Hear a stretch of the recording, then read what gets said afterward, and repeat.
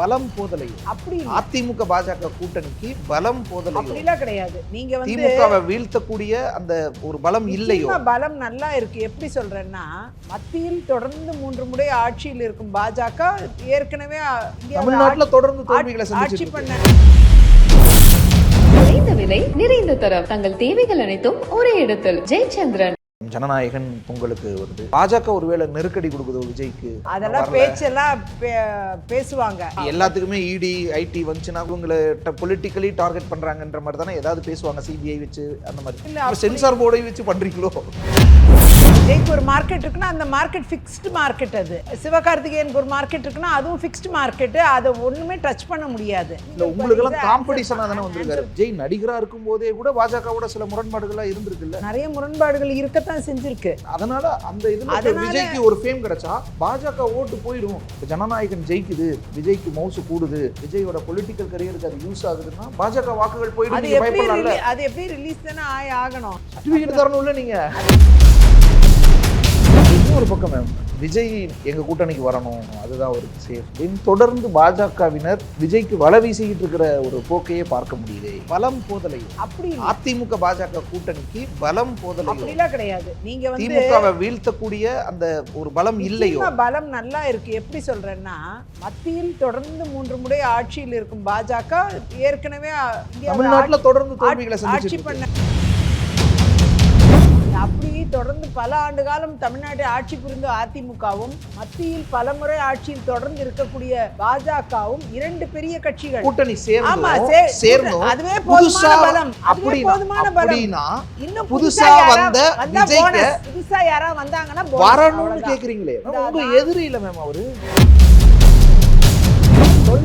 கொள்கையை காம்ப்ரமைஸ் பண்ணி பாருங்க. ஒருவேளை விஜய் வரலைன்னா இவங்களுக்கு தோல்வி உறுதிங்கிற அந்த அச்சம் இருக்குதோ அப்படிங்கிற கேள்வி அதனால கிடையாது. அவர் வந்து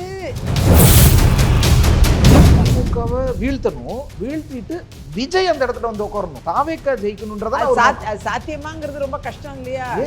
டவுட் தான். எலெக்ஷன் வரட்டும், அப்பதான் தெரியும். விஜய்க்கு கரிஷ்மா இருக்கு, போற இடங்கள்ல எல்லாம் அவ்வளவு கூட்டம் எல்லாம் இருக்கு. ஓட்டா மாறணும், ஆட்சியை பிடிக்கிற அளவுக்கு அவருக்கு பலம் கிடைக்குமா? தனி ஆளா இருந்து ஆட்சியை பிடிக்கிற அளவுக்கு அவருக்கு பலம் சேர்க்க முடியுமா? இந்த மாதிரி நிறைய கேள்விகள் இருக்கு. செங்கோட்டையன் போய் சேர்ந்திருக்காரு. ஈவன் தேசிய ஜனநாயக கூட்டணியில இருந்த சில கட்சிகளே கூட விஜய் கூட கூட்டணி வைக்கிறதுக்கு வாய்ப்பு இருக்குன்னு சொல்றாங்க. ஓபிஎஸ் டிடிவி கூட போயிடுவாங்க போல விஜய் கிட்ட. இல்லைங்கிறத அவங்க இன்னும் முடிவா சொல்லல. அவங்க சொல்ற போது நம்ம பாத்துக்கலாம். எடப்பாடி பழனிசாமி தலைமைக்கு நான் வரமாட்டேன்ட்டாங்க. 10 மாசம் ஆகி போச்சு. இன்னும் ஒருத்தரும் உங்களை அங்கீகரிக்கலைன்னா அவங்க இந்த கூட்டணியை வேல்யூ பண்ணலையோ? கூட்டணி கட்சிகளே கூட்டணியில வரலான்னு நம்ம எதிர்பார்க்கலாமே தவிர அவங்க நம்ம சொல்ற முடிவை எடுக்கணும்னு நம்ம எதிர்பார்க்க முடியாது. ஆட்சியிலும் பங்கு, அதிகாரத்திலும் பங்குன்னு விஜய் உட்கார்ந்துருக்காரு. அங்க போவாங்களா இவங்க எல்லாம்? இல்ல ஏதோ ஒரு 10 சீட்டு 20 சீட்டு 5 சீட்டு வாங்கிட்டு உங்ககிட்ட வருவாங்களா?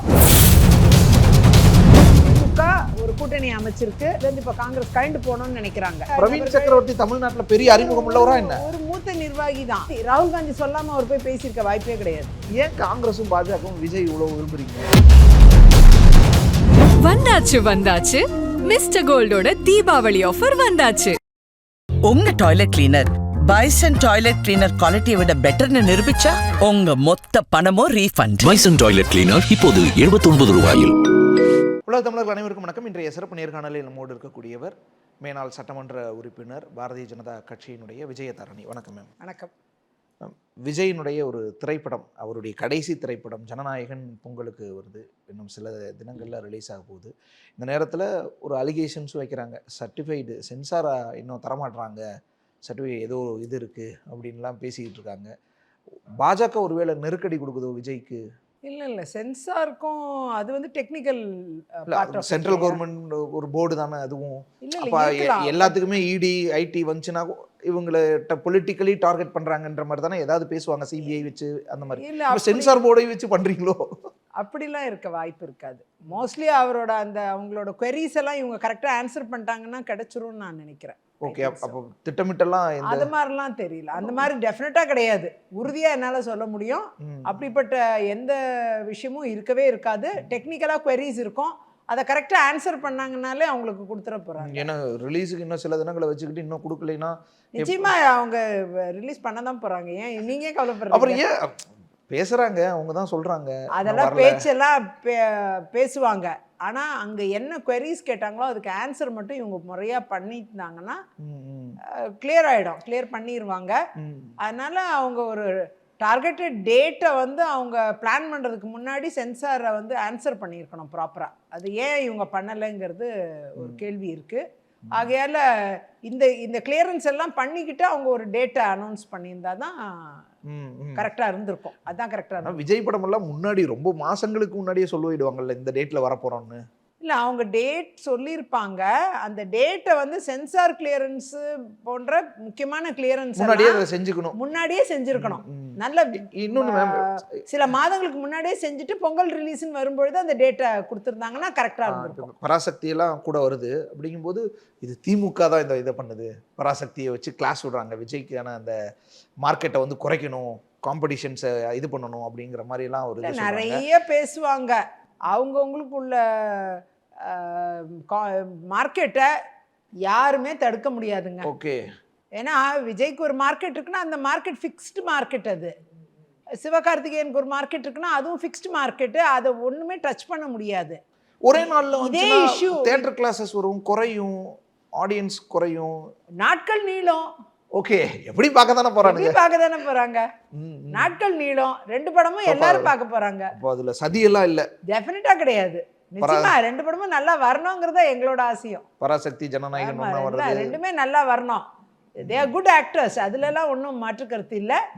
2 பேருக்குமே நல்ல, அதுலலாம் யாரும் எதுவும் சொல்ல முடியாது. இதுல பொலிட்டிக்கலா தான், இப்போ திமுக இந்த பக்கம் பண்ணுது, பாஜக அந்த பக்கம் பண்ணுது அப்படின்ற மாதிரியான ஒரு காயின் கொண்டு வராங்க. எனக்கு என்னமோ இதுல பொலிட்டிக்கலா எதுவும் இருக்கிற மாதிரி தெரியல. 100% அந்த சென்சார் கிளியரன்ஸ்குள்ள queries-ஓ இல்லை வேற ஏதாவது கிளியரன்ஸ் வர வேண்டியதெல்லாம் தடையா இருக்குன்னா அதை வந்து இவங்க ஒழுங்கா ஆன்சர் பண்ணியிருக்கணும். இந்த சில மாதங்களுக்கு முன்னாடியே இவங்க படத்தை முடிச்சு அதெல்லாம் கிளியரன்ஸ் வாங்கியிருந்தாங்கன்னா ஆட்டோமேட்டிக்காக பொங்கல் ரிலீஸ்க்குள்ள டேட் அஃபெக்ட் ஆகாமல் இருக்கும். உங்களுக்கெல்லாம் காம்படிஷனாக தானே வந்திருக்காரு. கொள்கை எதிரி, அரசியல் எதிரின்னு பாஜகவும் திமுகவும் தானே சொல்லிட்டு வர்றாரு. அதில் சினிமாக்கும் அதுக்கும் என்ன சம்பந்தம்? அவர் கொள்கை எதிரி சொல்கிறாரு, திமுக வந்து அரசியல் எதிரியாக பார்க்குறாரு. அது எல்லாம் வந்து அவருடைய அரசியல் கட்சி சம்மந்தப்பட்டது. அதுக்கும் அவங்க எடுக்கிற படத்துக்கும் எந்த சம்பந்தமும் கிடையாது. They are heroes in that movie. அவ்வளவுதானே தவிர அரசியலுக்கு வராங்க. அந்த ஃபேம் தானே அரசியல்ல உங்களுக்கு பேஸா இருக்கு. அதெல்லாம் உங்களுக்கு கோவம் வராதா? நிச்சயமா இருக்காது.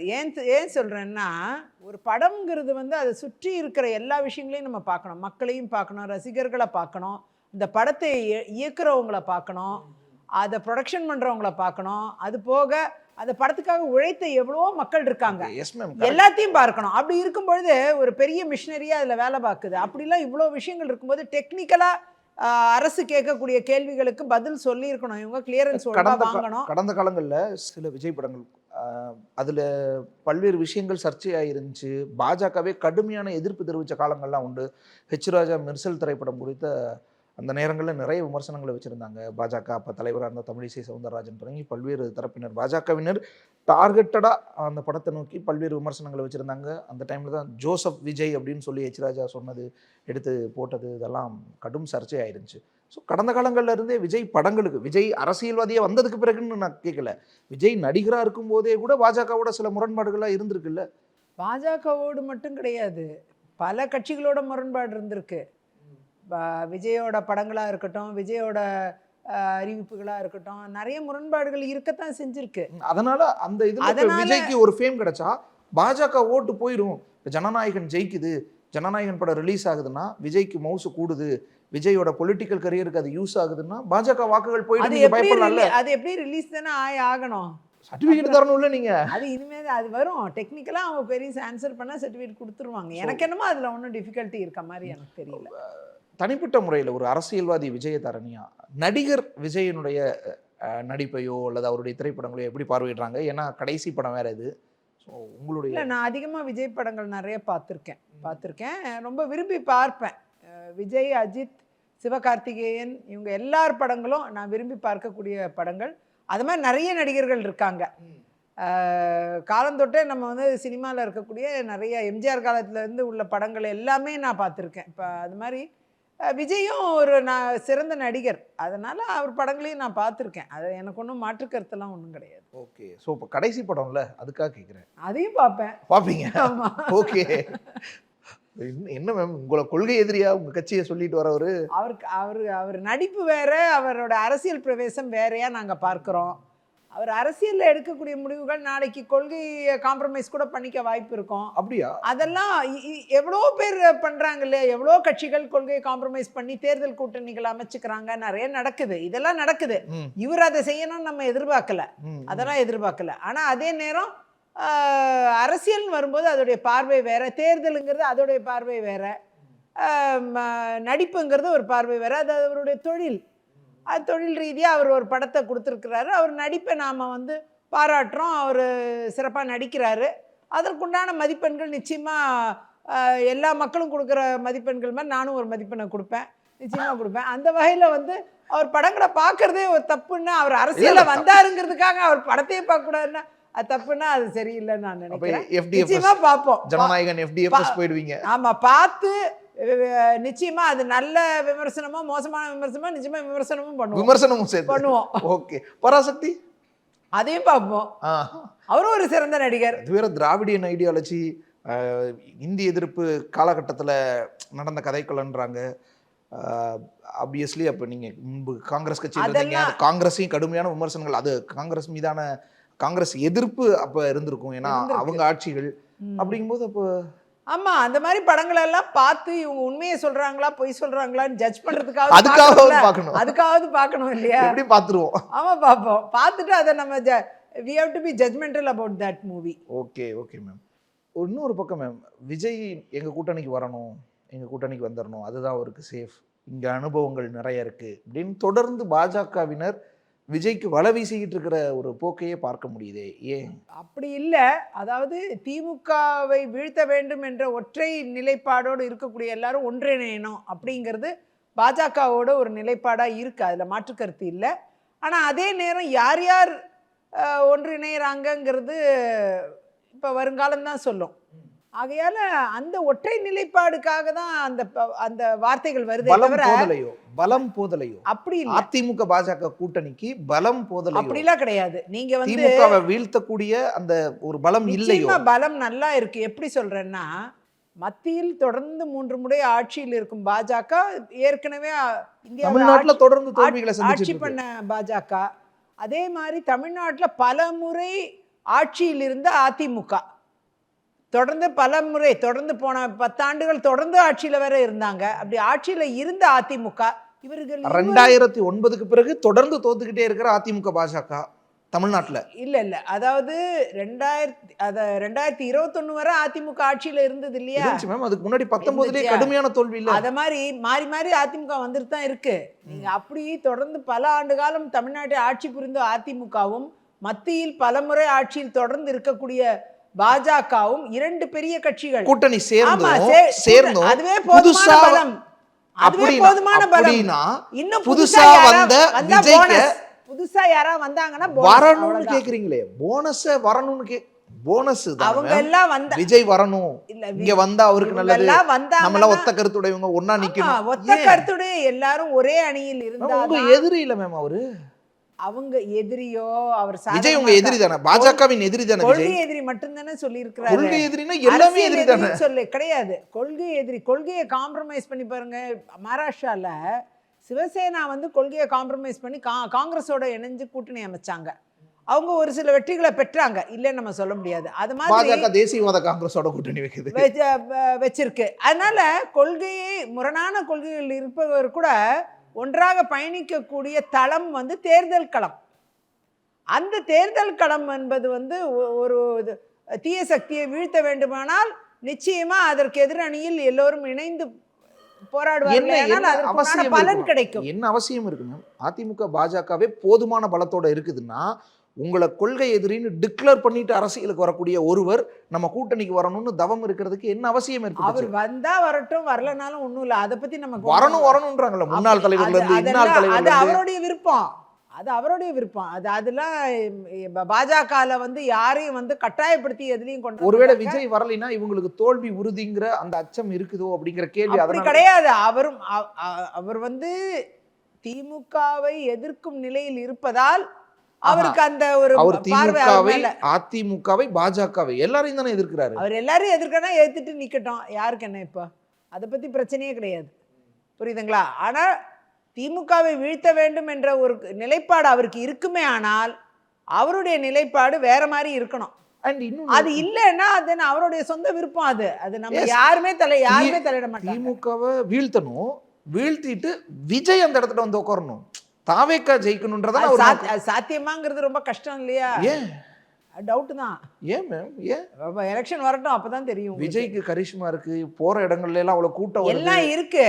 ஓட்டா மாறணும், ஆட்சியை பிடிக்கிற அளவுக்கு அவருக்கு பலம் கிடைக்குமா, தனி ஆளா இருந்து ஆட்சியை பிடிக்கிற அளவுக்கு அவருக்கு பலம் சேர்க்க முடியுமா, இந்த மாதிரி நிறைய கேள்விகள் இருக்கு. செங்கோட்டையன் போய் சேர்ந்திருக்காரு, இன்னும் நிறைய பேர் போறாங்க அடுத்தடுத்து. அது நடக்கட்டும், அந்த ப்ராசஸ் எல்லாம் நடந்து முடிகிறப்ப ஒரு முடிவுக்கு வரும். ஈவன் தேசிய ஜனநாயக கூட்டணியில இருந்த சில கட்சிகளே கூட விஜய் கூட கூட்டணி வைக்கிறதுக்கு வாய்ப்பு இருக்குன்னு சொல்றாங்க. அதெல்லாம் நடந்து முடியட்டும். ஜனவரி பிப்ரவரியில எல்லாம் நடந்து முடிந்த பிறகுதான் ஒருத்தருடைய பலம் பலவீனம் எல்லாம் அதுக்கப்புறம் தான் தீர்மானிக்க முடியும். அதுவரை நம்ம அவரையும் பலம் இல்லாதவர்னு சொல்ல முடியாது, பிறர் பலம் வாய்ந்தவர்களும் சொல்ல முடியாது. நிச்சயமா வந்து அந்த அந்த தேர்தல் களம் செட்டான பிறகுதான் எதுவுமே நம்ம கூட்டணிகள் அப்பதான் அமையும். அதுக்கப்புறம் தான் எந்த முடிவும் வரும். ஓபிஎஸ் டிடிவி கூட போயிடுவாங்க போலயே மேம் விஜய் கிட்ட. அது அவங்களோட விருப்பம். நம்ம என்னன்னா இங்க இருந்தவங்கல்ல, இப்ப 2024 தேர்தல பாஜகவோட சேர்ந்து எதிர்கொண்டவங்க இப்ப உங்க கூட இல்லைங்கிறது அது இல்லைங்கிறது அவங்க இன்னும் முடிவா சொல்லல. அவங்க சொல்ற போது நம்ம பாத்துக்கலாம். எடப்பாடி பழனிசாமி தலைமையில நான் வரமாட்டேன்றாங்களே, ஏசியங்கள் தான் இப்போ. இல்ல மேம், கன்ஃபார்ம் தான் எடப்பாடி பழனிசாமி தலைமைக்கு நான் வரமாட்டேன்ட்டாங்க. டிடிவி சரி, ஓபிஎஸும் சரி. அப்புறம் இங்க எப்படி வருவாங்க? அது அவங்களோட முடிவு. இங்க நீங்க அவங்க தலைமை அதுக்காக நம்ம வருத்தப்பட போறது இல்ல. இல்ல மேம், அதிமுக பாஜக நீங்க சொன்ன மாதிரி மத்தியில தொடர்ந்து ஆட்சியில் இருக்கக்கூடிய பாஜக, தமிழ்நாட்டில் மிக வலுவான கட்சியா இருக்கக்கூடிய அதிமுக கூட்டணி சேருது. அப்ப இந்த ரெண்டு கூடவும் கூட்டணியில இருந்த கட்சிகள் இருக்காங்கல்ல, பாமக இங்க இருந்துச்சு, தேமுதிக இங்க இருந்துச்சு, எல்லா கட்சிகள் இருந்தாங்கல்ல, எல்லாருமே இவங்க எல்லாம் நான் இன்னும் முடிவு எடுக்கலைங்க, நான் இன்னும் முடிவு எடுக்கலைங்க, எல்லாம் எல்லாரும் அப்புறம் பாத்துக்கலாம். எடுத்துதானே ஆகணும், எடுக்கணும். ஆனா நீங்க எப்போ எடுத்தீங்க? எப்போ எடுத்து 10 மாசம் ஆகி போச்சு, இன்னும் ஒருத்தரும் உங்களை அங்கீகரிக்கலைன்னா இந்த கூட்டணியை வேல்யூ பண்ணலையோ கூட்டணி கட்சிகளே அவங்க எல்லாருமே எப்பயுமே கடைசி நேரத்தில் தான் முடிவு எடுத்திருக்காங்க. இது வரைக்கும் முன்னாடி உள்ள நீங்களும் கடைசி நேரத்துல எடுத்துக்கலாம். அதனால தான் ரொம்ப சீக்கிரம் எடுத்தது இந்த முடிவை. இந்த முறை வேலைகள் நடக்கணுங்கிறதுக்காக ரொம்ப சீக்கிரம் எடுத்த முடிவு. அப்ப மத்தவங்களும் எடுத்துக்கணும். கட்டாயமே கிடையாது, மத்தவங்களுக்கு அந்த கட்டாயம் கிடையாது. அவங்கவுங்க கட்சி நடத்துறாங்க. டிடிவி அவர் சொந்த கட்சி வச்சிருக்காரு, தேசிய ஜனநாயக கூட்டணி தான் ஃபர்ஸ்ட் பிரெஃபரன்ஸ் வச்சிருந்தவர். தேமுதிக தனி கட்சி, இப்போ வரைக்கும் சொல்ல மாட்டாங்க. அவங்க எல்லாம் கூட்டணியில வரலான்னு நம்ம எதிர்பார்க்கலாமே தவிர அவங்க நம்ம சொல்ற முடிவை எடுக்கணும்னு நம்ம எதிர்பார்க்க முடியாது. ஆட்சியிலும் பங்கு, அதிகாரத்திலும் பங்குன்னு விஜய் உட்கார்ந்துருக்காரு. அங்க போவாங்களா இவங்க எல்லாம்? இல்ல ஏதோ ஒரு 10 சீட்டு 20 சீட்டு 5 சீட்டுன்னு வாங்கிட்டு உங்ககிட்ட வருவாங்களா? பொறுத்திருந்து பாருங்க. ஆட்சியில பங்கு மேம், அதிகாரத்துல பங்கு இருக்கட்டும். அவர் எவ்வளவு பெரிய சான்ஸ் அது. விஜய்ங்கிற கரிஸ்மேட்டிக் கூட்டம் அவ்வளவு கூடுது, வேலை செய்யறதுக்கு நம்ம ஆட்சியில வருவாராங்கிற கேள்வி இருக்குல்ல, அது வந்த பிறகு தானே பங்கு தர முடியும். அதனால அந்த கேள்விக்கு பதில் முதல்ல பார்ப்போம். நாமெல்லாம் போய் வர வச்சிருவோம்னு நினைக்கலாம்ல. டிடிவியோ ஓபிஎஸ்ஓ செங்கோட்டையனோ இப்படி இன்னும் 10 பேர் சேர்ந்தாங்கன்னா ஒரு பெரிய கிரௌட் வருது. அதை எப்படி ஓட்டாக்குறதுன்ற வித்த தெரிஞ்ச இந்த எலக்ட்ரல் பாலிடிக்ஸ்ல விற்பனர்களா இருக்கக்கூடிய இவங்களும் போயிறாங்க. விஜய்ன்ற ஃபேஸ் இருக்குது, போதாது என்னன்னு பார்ப்போம். ஓகே, பொறுத்திருந்து பார்க்கலாம். இன்னொரு பக்கம் மேம், திமுகவுக்கு சரியான எதிர்கட்சியாவோ இல்ல சரியான போட்டியாவோ இங்க யாருமே களத்துல இல்லைங்கிற தோற்றம் நிறைய பேரால சொல்லப்படுது. அதுவும் விஜய் ஒரு பக்கம் நிற்கிறாரு, அதிமுக பாஜக கூட்டணி வச்சிருக்காங்க. அவங்க கூட கூட்டணியில் இருந்த கட்சிகள்லாம் இன்னும் குழப்ப நிலையில் இருக்காங்க, உறுதியான முடிவு எடுக்கல. சில மக்கள் விஷயங்கள், சில அரசு ஊழியர்களோட போராட்டம் இல்லை வேற ஏதாவதுன்னா கூட அதை கையாளுறதுக்கோ அதை முன்னெடுக்கிறதுக்கோ கூட இந்த கூட்டணி கட்சிகளோ அல்லது இந்த எதிர்நிலையில் இருக்கக்கூடிய கட்சிகளுக்கோ சரியா செயல்பட மாட்டாங்க. ஸோ எந்த வாய்ப்பையும் பயன்படுத்திக்க மாட்டாங்க, புது வாய்ப்புகளையும் உருவாக்க மாட்டாங்க. கூட்டணியும் சரியா இல்லை, ஸ்பிளிட்டும் நிறையா இருக்குது.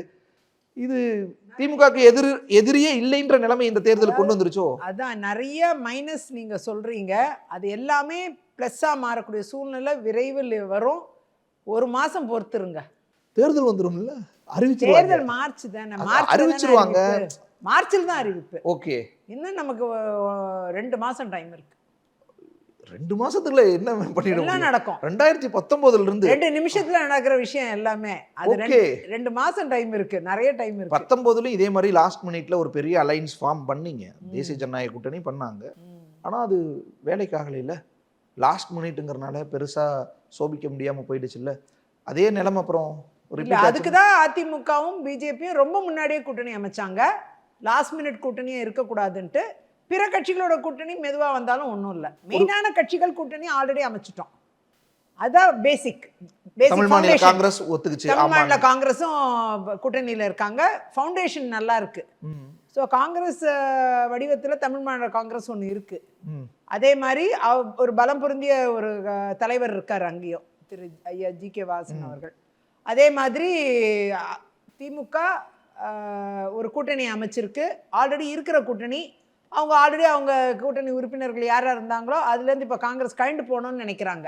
அப்படி ஒரு சூழ்நிலை காங்கிரஸ் ஏன் கழிந்து போகணும்? ஆமா, காங்கிரஸ்க்குள்ள இருக்கிற நிறைய விஷயங்கள் நீங்க பார்த்துட்டு இருப்பீங்க. அவங்க காங்கிரஸ் இன்னொரு நிலைப்பாடு எடுக்கணும்னு நினைக்கிறாங்க. காங்கிரஸ்ல இருந்தவங்க நீங்க சின்ன சின்ன விஷயம், அவங்க மாவட்டத்துக்குள்ள இருக்கிற பிரச்சனை இல்ல, அங்க ஏதோ 2 பெருந்தலைவர்களுக்கு ஒரே பகுதியில பிரச்சனைனாலே வெளியில வந்து பேசுவாங்கல்ல. விஜய் கூட போனோம் அப்படிங்கிறது ஒரு பெரும்பான்மையா இருக்கு. ஒரு ப. சிதம்பரமோ இல்ல ஒரு கே.எஸ். அழகிரியோ இல்ல வேற யாராவதோ போய் பேசியிருந்தாங்கன்னா பரவாயில்ல. பிரவீன் சக்கரவர்த்தி தமிழ்நாட்டுல பெரிய அறிமுகம் உள்ளவரா என்ன? ஒரு மூத்த நிர்வாகி தான் அவர். ராகுல் காந்தி சொல்லாம அவர் போய் பேசியிருக்க வாய்ப்பே கிடையாது. ப. சிதம்பரம் இங்க கூட்டணி திமுகவோட உறுதி செய்யப்பட்டிருக்குன்னு ட்வீட் பண்றாரு. அவர் ப. சிதம்பரம் அவர் சொல்லாம சொல்லிடுவாரா? அவர் சொல்லியிருக்கிறாரு. ஆனா திரு ராகுல் காந்தி சொல்லாம பிரவீன் சக்கரவர்த்தி போய் பேசியிருக்க வாய்ப்பே இல்லை. 100% வாய்ப்பு இல்லை. அவர் சொல்லி தான் பிரவீன் சக்கரவர்த்தி இயங்குவார். பிரவீன் சக்கரவர்த்திங்கிற ராகுல் காந்தியோட டீமை சார்ந்தவர், எங்களுக்கு நல்லா தெரியும். அதனால அவரும் போய் பேசியிருக்கிறாரு. இதெல்லாம் நடந்து அண்ணன் ஸ்டாலின் கூட தான் ராகுல் காந்தி சொல்லுவாரு. ஸ்வீட் பாக்ஸ் பேரிகேட் ஏறி குதிச்சு போய் ஸ்வீட் பாக்ஸ் ஒரு ஆளை வாங்கி வச்சு விஜய்கிட்ட பேச வச்சிருக்காரு. சும்மா ஏதாவது இருக்கும் மேம், ஏதாவது கட்டசிக்கு பேசுவாங்க. சும்மா கட்டசிக்கலாம் எப்படி பேசுவாங்க? அதுவும் அரசியல் தேர்தல் நேரம் எப்படி கட்டசிக்கு பேசுவாங்க? அதனால இப்ப வரைக்கும் அங்கேயும் சில விஷயங்கள் நடந்துட்டு இருக்கு. கூட்டணிக்குள்ள குழப்பங்கள் இருந்துட்டு தான் இருக்கு. இப்ப ஜோதிமணிக்கு நிச்சயமா நான் பாராட்டுவேன். இப்பயாவது அவங்களுக்கு இந்த குழப்பங்கள் மத்தியில் காங்கிரஸ் வந்து தொய்வை சந்திச்சிட்டு இருக்குங்கிறத அவங்களால உணர முடிஞ்சிருக்கு. இதை தான் நான் ரொம்ப காலமாக நான் சொன்னேன் காங்கிரஸில் இருந்தப்ப. இப்போ ஜோதிமணி அவர்களும் அந்த கருத்தை வெளிப்படுத்துறத பார்க்குறேன் நான்.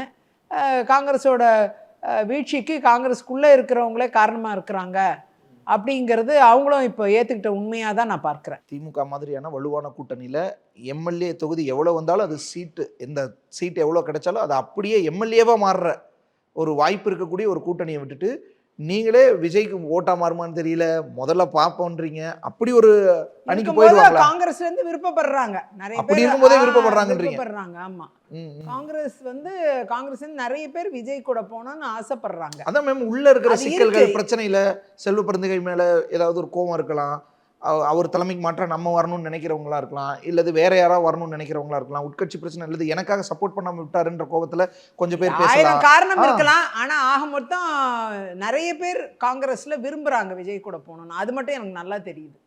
ஓகே, பலருடைய விருப்பங்கள் நமக்கு பாஜக மாதிரியே காங்கிரஸ்லயும் நிறைய பேர் விரும்புறாங்க. நிறைய பேர் வந்து விஜய் கூட. ஏன் காங்கிரஸும் பாஜகவும் விஜய் இவ்வளவு விரும்புறீங்க? இல்ல காங்கிரஸ் பாஜக 2 பேரும் எப்படி எதுக்கு விரும்புறாங்க அப்படின்னு எனக்கு சொல்ல தெரியல. காங்கிரஸ்ல இருக்கிற நிறைய பேர் விரும்புறாங்க. பாஜகவை பொறுத்தவரை ஒரே நிலைப்பாடுல இருக்கணும், திமுக எதிர்நிலை ஒரு நிலைப்பாடுல இருக்கணும் அப்படிங்கிறதுக்காக சொல்லியிருக்காங்க தவிர. ஆனா காங்கிரஸ் கூட ஒரு லாஜிக் இருக்கு மேம்.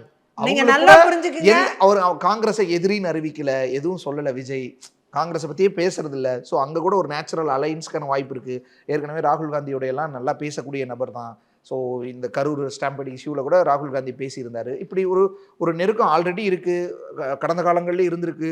ஸோ காங்கிரஸ் கூட நேச்சுரல் அலைன்ஸாக இருக்கிறதுக்கு வாய்ப்பு இருக்குது. பாஜக கொள்கை எதிரினே சொல்லியும் பாஜகலையும் விரும்புகிறாங்களே. 2 நேஷனல் பார்ட்டியும் விஜய் ஏன் இவ்வளோ விரும்புறீங்க? இல்லை, நேஷனல் பார்ட்டிஸ் வந்து தமிழ்நாடை பொறுத்த வரைக்கும் நேஷனல் பார்ட்டிஸ் வந்து எப்பயுமே கூட்டணியில் இருக்கிற சூழ்நிலை அப்போ 1969 ஆரம்பிச்ச அந்த சூழ்நிலை இன்னை வரைக்கும் மாறல. கூட்டணி தான் ஏதோ ஒரு கூட்டணி கூட தொகுதி வர கூட்டணினா இன்னும் பெட்டர் இருப்பாங்க. அப்படி நேஷனல் பார்ட்டிஸ் வந்து இப்படி தான் டிராவல் பண்ற ஒரு சூழ்நிலை தமிழ்நாடை பொறுத்த வரைக்கும் இருக்கு. திராவிட கட்சிகள் கோலோச்சுற தமிழ்நாடுங்கிறதுல மாற்று கருத்து இல்லாமல் ஒரு முறையும் திமுகவோ அதிமுகவோ ஆட்சி அமைக்கக்கூடிய மாறி ஆட்சி அமைக்கக்கூடிய சூழ்நிலை தான் தமிழ்நாட்டில் இருக்கு. அதனால இந்த தேசிய கட்சிகள் கூட்டணிக்குள் போக வேண்டிய கட்டாயம் இருக்குது, நெருக்கடி இருக்குது. தனியாக நின்னா சோபிக்க முடியாது அப்படிங்கிற ஒரு மனநிலையும் இருக்குது. ஓகே. அதனால தான் வந்து மூன்றாவது ஒரு கூட்டணி அமைந்து விட்டால் இந்த இருதுருவ போட்டிங்கிறது இல்லாமல் போயிடும். ஓகே. மூன்று நிலைன்னு வரும். அது யாருக்கு நஷ்டத்தை ஏற்படுத்தும் அப்படிங்கிற நிறைய கேள்விகள் இருக்கு. அப்படிப்பட்ட சூழ்நிலையில திமுக எதிர்நிலை எடுத்தன்னா எல்லா கொள்கையை காம்ப்ரமைஸ் பண்ணி எல்லாரும் ஒரே அணியில நிக்கணும் அப்படிங்கிறது சிலருடைய பார்வையா இருக்கு, எதிர்பார்ப்பா இருக்கு, எதிர்பார்ப்பு பார்வையாவும் இருக்கு. எப்படி பாஜகவை வீழ்த்தணும்னு இந்தியான்னு ஒரு பெரிய அணி அமைச்சாங்களோ இங்க திமுகக்கு எதிராக ஒரு அணி அமைக்கலாம்னு கூப்பிடுறீங்க அப்படின்னு அந்த மாதிரி ஒரு எண்ணம் இருக்கலாம். ஆனா வந்து என்னை பொறுத்தவரை நான் சொல்றதெல்லாம் என்னன்னா, அந்தந்த கட்சி ஒவ்வொருத்தரும் ஒரு ஒரு நோக்கத்துக்காக கட்சி ஆரம்பிக்கிறாங்க. அந்த கட்சி வந்து இப்படி பயணிக்கணுங்கிறது அந்த கட்சி தலைவர் தீர்மானிக்கிறது.